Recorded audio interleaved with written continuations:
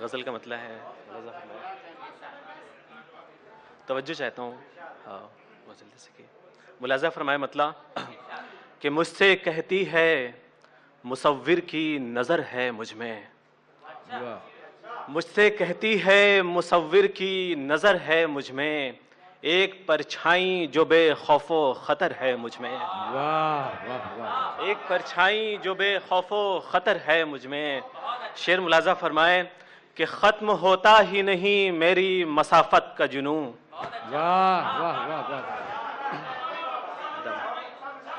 ख़त्म होता ही नहीं मेरी मसाफत का जुनून, किसकी मंजिल की तरफ किसका सफ़र है मुझ में, किसकी मंजिल की तरफ किसका सफ़र है मुझ में।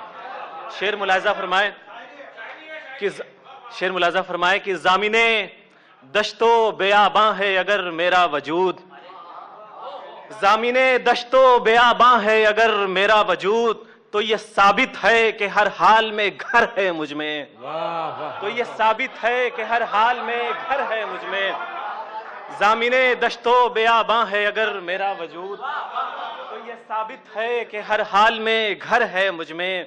शेर मुलाज़ा फरमाए, शेर बतौर ख़ास देखें कि जितने सहरा थे सभी शहर हुए जाते हैं, जितने सहरा थे सभी शहर हुए जाते हैं, एक दीवाने को इस बात का डर है मुझ में, एक दीवाने को इस बात का डर है मुझ में।